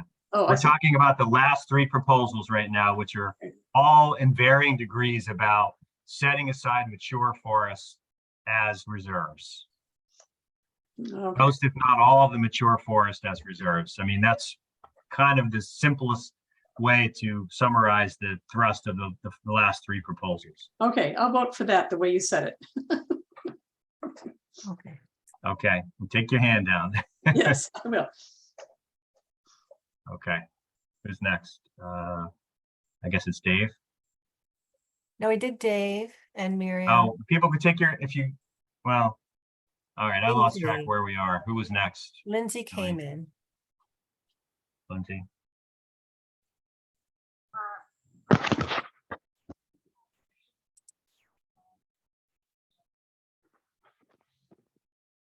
Is Lindsay, are you able to? She's unmuted. Oh, we heard a rustle. Lindsay? All right, we'll come back to her. Okay, did we get Nick's question in the chat? Who's there? No, your sound is off, Lindsay, so you might need to send your comment into the chat. Eileen, did we get Nick's comment in the chat? Nick? All right, you want me to read? I will read Ken's chat message word for word. Okay, this one's Nicholas, right? Agree, oops, hang on, I lost it. Agree with Ken, logging needs to be specifically removed for any public management. There cannot be 2 sides. If climate change is the background, what we have is science and a business model inappropriate. Okay. All right, so there's still a lot of hands up. So. Yeah, oh, can I clarify one thing, Tom? Because a question came into the chat. There are people that didn't put their hands up that have objections and they put it in the chat. So I ask you, yes, put your hand up. You don't have to speak. You don't have to speak if you're uncomfortable, but we're trying to assess, characterize whether this concept is acceptable or not. So put your hand up if you have objections to the concept that Tom described. And you don't have to speak, but we would like you to put your hand up. Thanks. Okay. So Eileen, I think we should move on. I would say for the moment, there's clearly enough hands up to say this is not a consensus item. I would agree with that. There's about 20 people, about 20 hands. Yeah, so why don't we move on to the other concept, Okay. which is about, well, I want to make an effort to summarize it again. The commonalities between the two proposals is that we should have comprehensive planning across our public lands to identify a variety of zones for that would encompass different management priorities across the landscape. That would include both passive and active management in different areas, that presumably would be based upon this scientific and planning, and public participation process that we did identify as a consensus item, right? And there could be other zones as well. So there's some differences in the proposals in terms of the different types of zones and designations that might result from that process. But so that's a concept. I don't know if Vin and Mike would take issue with the way I tried to summarize the concept, or whether that's a fair characterization of it. Close enough for me. Close enough, Mike? I can't So see. these are the first two proposals, the concept of comprehensive planning, identifying a variety of zones with different management priorities and objectives that would include both passive management, set-asides, and active management. Is Mike still there? They're both Yes. unmuted, so speak up. Yes. Yeah. Mike, is that any concerns with the way I phrased that? No. Okay. So again, hands down, please. And then again, let's see Wait, let me show make of sure. hands of people who object to that concept.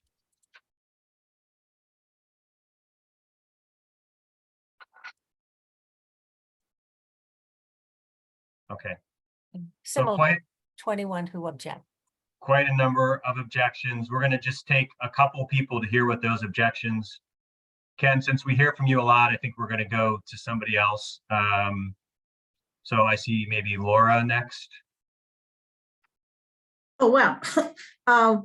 Well, I would have the same objection unless commercial logging is specifically not part of the plans for New Jersey public forests. I do not support any of these zones without knowing that they were not going to be commercially logged. And even if it's not adequate, in my opinion, to use logging as a way to fund other projects, it just becomes the tail wagging the dog. Okay. Thank you. How about Peggy? Yeah, I agree. I'm learning an awful lot by listening to all of this, and I really appreciate everybody that's weighed in. I like the previous concept of really setting aside stuff in a very meaningful manner, and I am not in favor of commercial logging.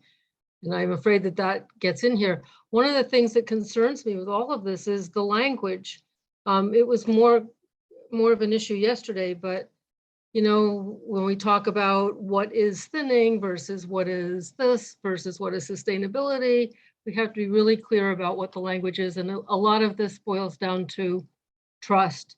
And if I had to come right down and say it, I don't know most of you. I've learned an awful lot, as I said, by being on here. The only person I've ever had as an educator is Emil, and I trust him. Thank you. Okay, thanks, Peggy. Let's go to Sharon.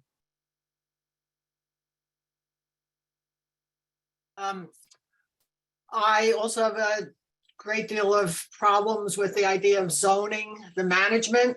I think the ultimate management goal here has to be climate resilience, and not in terms of do we have oaks or do we have maples, but are we sequestering carbon? And I think having zones just leaves too much opportunity for logging management that is, or pseudo habitat management that is really not going to achieve carbon sequestration goals. That's it. Okay, thanks, Sharon. No?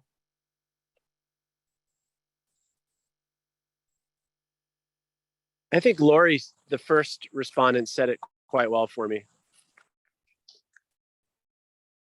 Okay. John?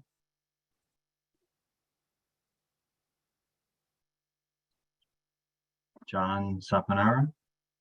We unmute John? Yeah, hi, sorry. I would like to see essentially no removal of wood except for, pathogen quarantine. Okay. So Tom, I think it's safe to say the largest issue for both of the concepts that have been presented is harvesting trees. I would actually really like to explore that particular issue because I think it's holding us up. I think that people are not they're not willing to look more at any of these until we kind of resolve that issue. I don't know if we have time tonight. There's 7 minutes, but I think we might want to put that on our agenda for next time. Yeah. Although I would just say, for those of you that were in part of the conversation yesterday, we considered some proposals. There were multiple proposals to basically designate all of our public forest lands for proforestation, right? Which would essentially be, right, no harvesting except for, right, again, I think the proposal sponsors identified certain conditions certain exceptions that might be, and that wasn't a consensus item. So I would kind of summarize where we are at this point after the last 2 days and 4 hours of conversation is right where we started. We all knew coming into this process what the positions were. And we've now spent 4 hours basically kind of reiterating everyone's positions that they came into this process with. And we didn't reach consensus on any of their proposals yesterday or today. So I would just ask people to think about that. So we know where everybody is. We know there's a strong school of thought here that it should be proforestation everywhere. And we know that's not a consensus item. And then we've considered other proposals that are sort of, some combination of things that would include proforestation, but not proforestation everywhere. And that wasn't a consensus item either. So I do think we're at a bit of an impasse. I think we're kind of where we started. And, Yeah, I think we're more educated than we were. Well, we are more educated, but and that's good, but I think I would challenge everyone to think a little bit about, where you might have room to give a little bit in your view of things, because otherwise, I think this process is not going to lead to consensus on much. We can just document, the points of view that are out there that we know are out there, and, say that we couldn't reach consensus and document the different points of view. My hope is that we can get more out of this process, but I think that's kind of where we are at the moment, in my view. Yeah, I know that people have their hands up, and I know that they're going to have good things to say, but we're time limited. But Tom, I do think this is something we should tackle at the next 2 meetings. It's like, just get it out there. Let's start talking about it. There's a lot of proposals now. There's been a lot of people talking. There's been a lot of information that's been presented. So I think that I do think people feel better informed. I don't know if this will wind up being a consensus issue. It might be, and I'm going to segue, it might be something to be put to a vote. not right away. I think there needs to be some more discussion and feeling the temperature of the room. This reminds me of jury duty. When we were a hung jury once, and it was a similar kind of a process. And you don't want to vote until the end. You want to have as much discussion as you can to talk things out. And then you kind of take the temperature and vote. And I think we're almost ready to do that here. So segging, since I mentioned voting and organizational representation, I think we've heard from everyone, from all the organizations that are represented. We have your designated representative, and we're still getting a little bit more information from each of the groups to make sure that we've done this correctly, we've done it right. For voting, individuals are counted. If you're an individual and you're not associated with a formal organization, either by being an employee or a board of directors or a trustee, with some exceptions, if you're not associated like that, you have an individual vote. Businesses, for-profit entities will also have a vote. And then we're going to weight organizational votes based on the size of those organizations, small, medium, large. I want to let folks know that there was a lot of debate and, dare I say, fighting about this particular issue amongst the 4 co-chairs, because the 4 of us represent your views and we don't always agree, but we compromised and we have come up with what we think is a fair system for weighting votes. Individual businesses, organizations that are small, medium, and large. And we'll define that for you. There are government entities, municipalities, and they can have a vote too. New Jersey DEP will not. They on their own are abstaining, but we would likely have asked them to abstain. But shade tree organizations, environmental commissions, and similar types of government entities can have a vote, and that will also be based on small, medium, and large. So the smalls are the municipality levels, the mediums are the county or a regional level, and then the large are statewide levels. So that so far is what we have. Amongst the co-chairs, we have weighting numbers that we like, but we want to talk about them a little bit more before presenting them. Again, in the interest of being fair, we disagree a lot, but we have something that we can all live with, and we're hoping to present that too. So Tom, are we taking questions on that, or we're not finished, but if there's clarifying questions on that, I guess we can take. But there is still more work to be done. So there are hands that are raised, and I'm not sure if they're raised legacy hands from earlier. So what I'm going to do is just lower all the hands. And who has a clarifying question on the organizational representation and or voting? Julia. So I thought yesterday when things were explained that I understood, and then today you completely confused me. Oh, I'm sorry. I thought it should be the same information. So let me know. I did not mean to do that. Well, because you reintroduced this issue of when somebody is on more than one board. Yeah, there's exceptions. And Julia, a lot of it relates to your folks, and we're going to have a separate meeting. There's exceptions. So we're going to contact Highlands Coalition. A lot of your folks, they're on multiple. Yes, There are multiple boards, including the chief.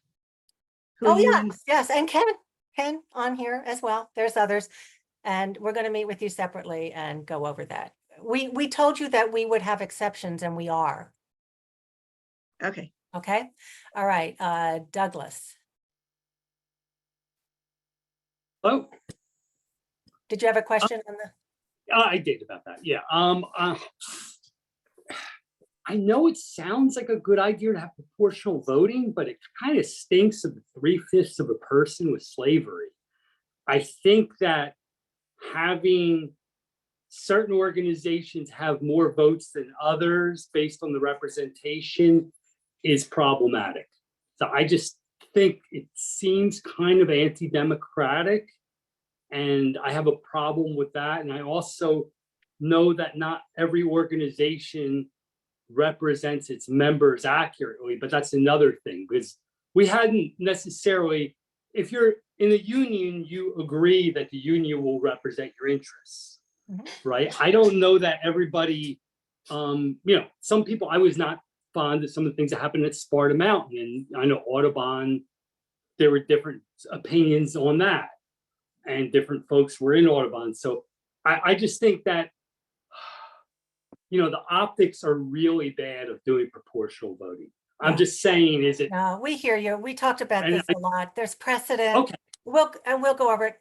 Very good point. And I'm going to tell you, argued about that a lot. So Okay. if that helps you. No. Oh, oops. Okay. Ken? Yeah, so quickly, I heard the same thing as Julia. Yesterday, I heard everybody votes. And today, it's no longer that way. So I encourage you to put this in writing as soon as possible. We have been at this now for months. Yeah, this is in keeping with what actually this was sent out in writing. And what we're changing is that we're allowing, so we're making exceptions for those. Well, it's still confusing. So yeah, well, we're not finished. We're not finished yet. Well, my point is, the longer this drags on, then, the worse, the more problematic it's going to become. So I encourage you to get it done as soon as possible. And just FYI, I don't think that I am an example of any kind of an issue with Highlands Coalition. I have one vote representing Empower New Jersey. I am not voting as part of the Highlands Coalition or for New Jersey Forest Watch. So that's right. Yes. I don't think that should be an issue for you. You are representing Empower, correct? Yeah. Okay. Colette. Yeah, hi, Eileen. I represent Monmouth County Audubon Society, and I'm the only one on the board who represents Monmouth County Audubon on this task force. And we were not clear on whether I had to submit an organization representation form because there was only the one person. So we did not submit one yet, but okay, I do have an answer for that because several people had that issue. If you are representing your organization, if your organization is saying, Colette, you're going to represent us on this task force, then yes, please do send a letter because you've been participating all along. So we'll accept that letter. If you are participating on your own, you're like, listen, I'm just participating in this task force. I want to let you guys know, but I'm not representing your point of view. I'm representing my own personal point of view. Then you can just represent your own point of view. So we're going to leave that up to you and your organization to decide. okay, so my organization has decided that I'm representing Monmouth County Audubon. I'm just not sure what you need, just a letter, or wasn't there a form to fill out? There's a form. I prefer the form, to tell you the truth.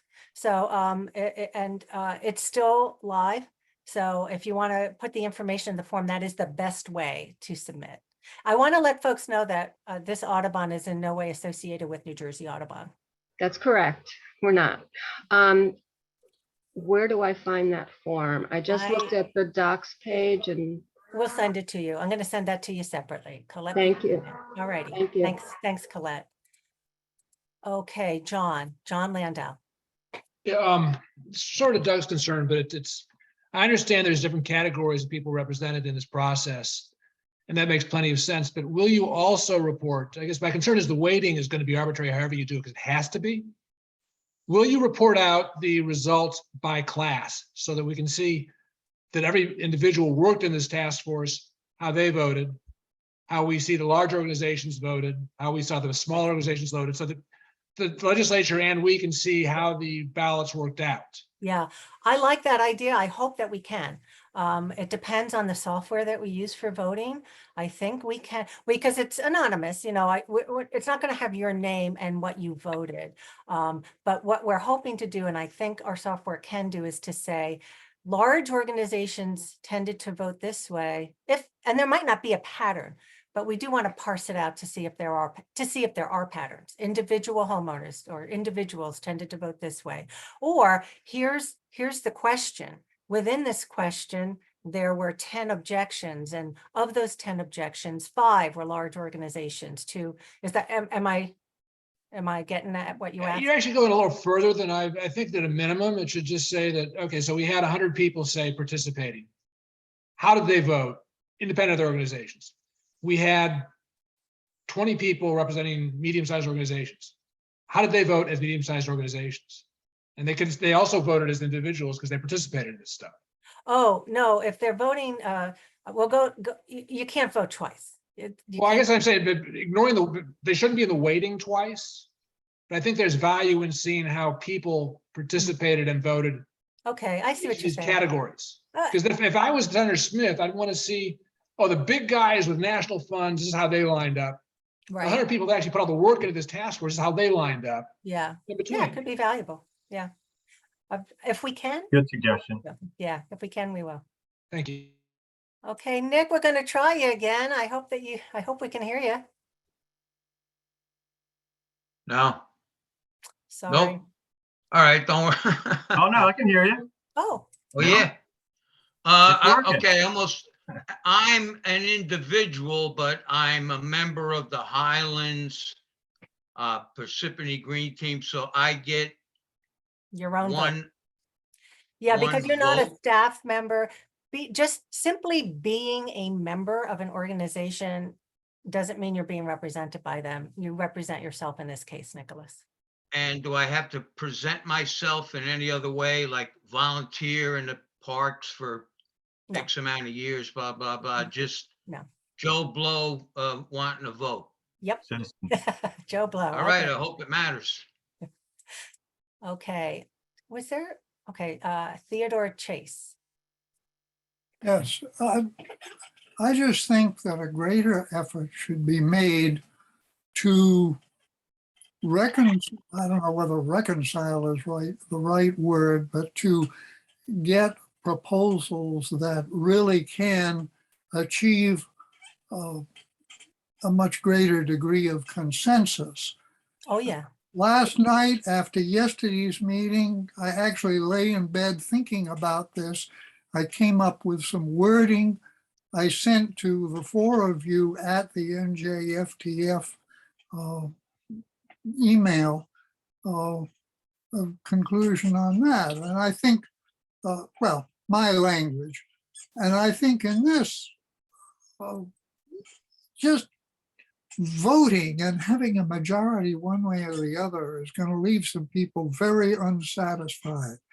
It sounds to me as if we could have zones if we said they're just going to be managed differently, but there will still not be logging in the non-old growth zone.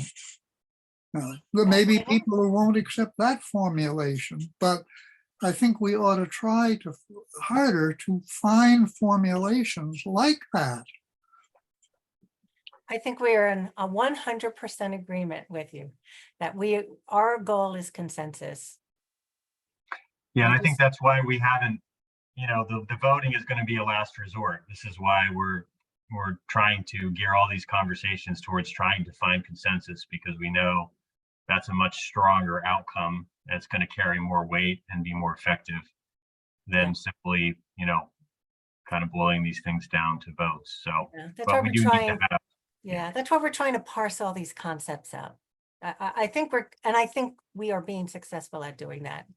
And we should yeah. remind people on that score, Ted, that we originally had set a deadline of August 31st for proposals. So it's not too late for people to be submitting new proposals as ideas come up and, get discussed, and perhaps, are not consensus items like that can become fuel for new ideas that maybe can, bridge some of these divides. So new proposals are still welcome. Yeah. Sarah? Yes, I have a, Oh, we lost you. You just went on mute.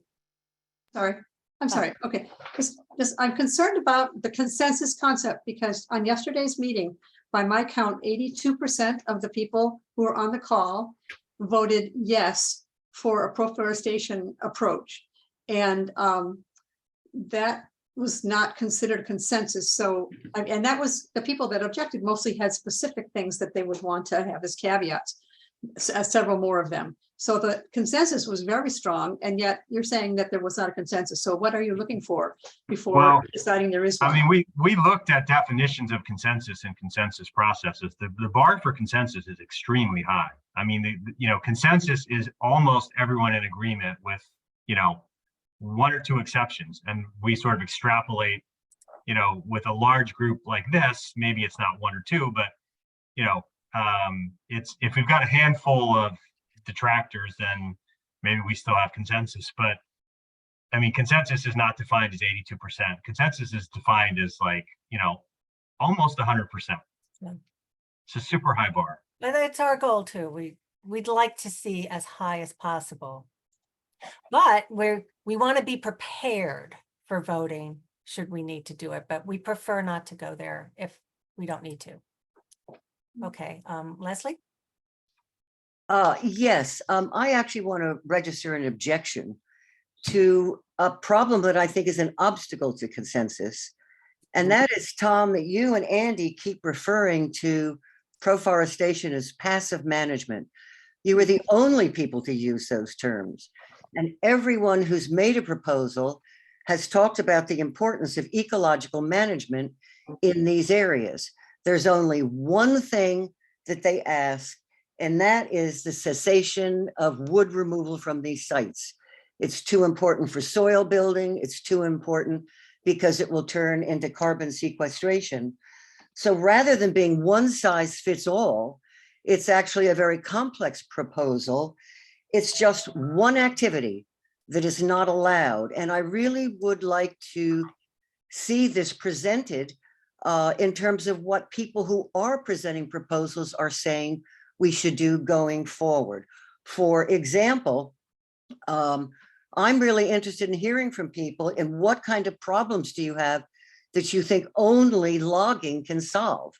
For example, Emil's dead ash, I'd leave them there because they will become soil. I'd use them as check logs and nurse logs, and there are all kinds of ways to deal with things on site that allow the resources of the forest to stay in the forest. Okay, so noted.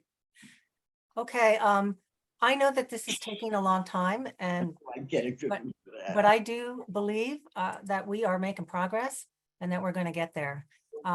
So the 4 co-chairs are going to take the 2 meetings into account and get back to everyone with some direction for the next meetings, which will be in 2 weeks. Tom, did you want to add to that?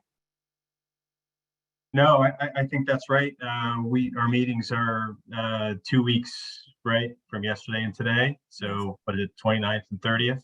Yeah. Again, in the heart of summer. Well, and that's the other thing, attendance. We would never want to make a determination of consensus based on any one meeting, I think, because some people can't make it, they're on vacation. That's another thing that we're thinking about. So chances are, if you're thinking about something, so are we. We're trying to resolve it. All right, so shall we adjourn? We're still 15, not too bad, 15 minutes over. Yes, sounds good. Thanks again for everybody's time and good discussion, and to be continued. Yeah, thank you, everyone. This is a lot of time and we certainly appreciate it.